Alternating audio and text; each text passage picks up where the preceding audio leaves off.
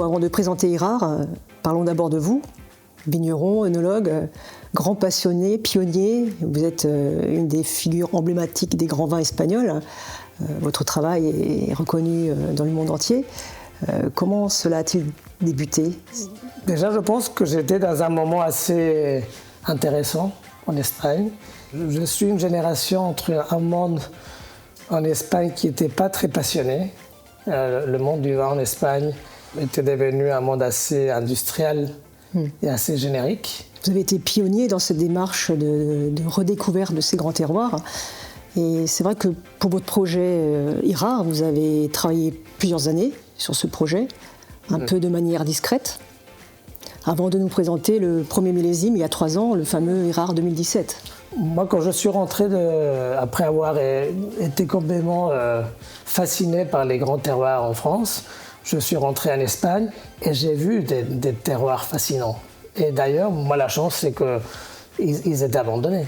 Et ça, c'est un peu comme rentrer dans un musée fermé, non? Que tout d'un coup, on commence à ouvrir des portes et on commence à trouver des peintures et des œuvres exceptionnelles. Et moi, j'ai vu des œuvres exceptionnelles en Espagne, mais c'est un travail, oui, que ça a pris 30 ans, mais bon, c'est pas beaucoup, hein, quand les grands vignerons, les grands terroirs, c'est des siècles. Et Irard, finalement, c'est un travail sur le domaine familial que vous avez repris il y a une dizaine d'années. C'est une cuvée confidentielle, moins de 4 hectares. Déjà, mes parents, ils avaient fait quelque chose d'exceptionnel, parce que dans les années 70, c'est mes parents qui ont récupéré un domaine très ancien. Ils sont partis quand même à l'inverse, non, de la Rioja un peu générique. Mais c'est vrai que, bon, moi, quand j'ai commencé à travailler à Rémilly, je me rendais compte que ce n'était pas mon moment et je suis parti. Mais je savais qu'il y avait un bijou à Rémilly. Mais le bijou était un peu... Voilà, il y avait trop de bruit autour de ce bijou. Et après, c'est vrai, bon, je suis revenu parce que bon, mon père avait 85 ans. Il voulait continuer à travailler, mais moi j'ai dit que c'était qu'il fallait se reposer.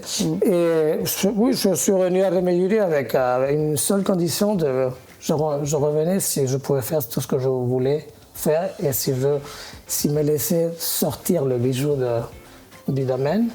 On a fait des études, on a fait des maps, on a décortiqué le domaine. Au cœur de Rémilly, il y avait 3,8 hectares qui était très particulier. Nous, on est sous une montagne de 1200 mètres, que c'est une espèce de roche de calcaire, origine de la plus belle Rioja.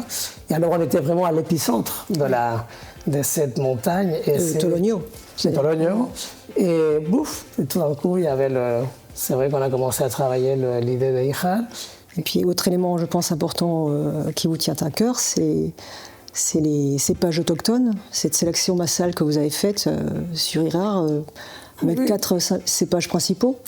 L'Espagne a un bijou que peu de monde connaît, c'est qu'on a des centaines de cépages.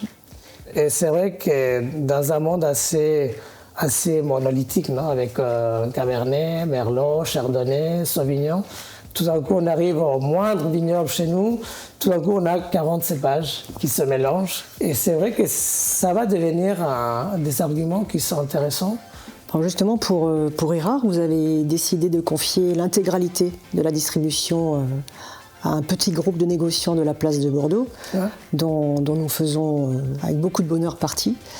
Irard est le premier vin espagnol à passer par la place de Bordeaux. En fait, l'histoire de Rioja a été très liée à l'histoire de Bordeaux. Nous, on a toujours regardé depuis 1700 Bordeaux et jamais Bordeaux nous a regardés.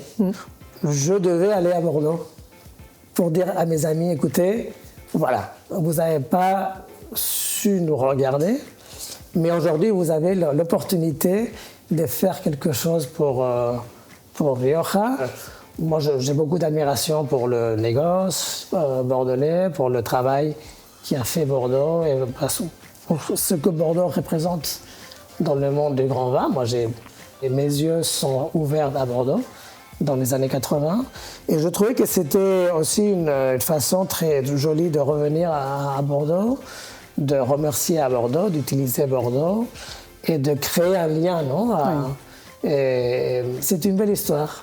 Pour continuer sur cette belle histoire, Telmo, je vous propose d'aller voir ce qu'Arthur, notre chef, nous a préparé pour mettre en valeur IRAR 2019. Je pense qu'on aura quelques belles petites surprises. Ah, super.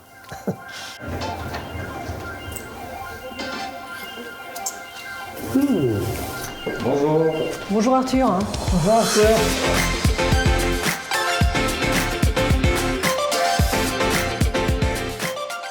Je vous ai préparé un filet de veau fumé, donc avec un accompagnement de la truffe noire, salsifis, un jus corsé et une émulsion aux champignons, avec un peu de poudre de cacao. Déjà, c'est un plaisir des yeux. Mais c'est marrant que moi, chaque fois que je goûte IRAR, je suis étonné parce que toujours il est très différent. On est dans un climat très atlantique. Et là, je vois beaucoup d'arômes très atlantiques, non?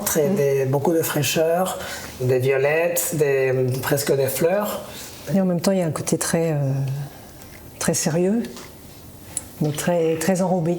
Les grands vins, c'est des vins qui ont une élégance et un équilibre, même aromatique. C'est une grande découverte et c'est avec ce troisième millésime que vous nous présentez, je trouve qu'on commence vraiment à sentir cette personnalité IRAR.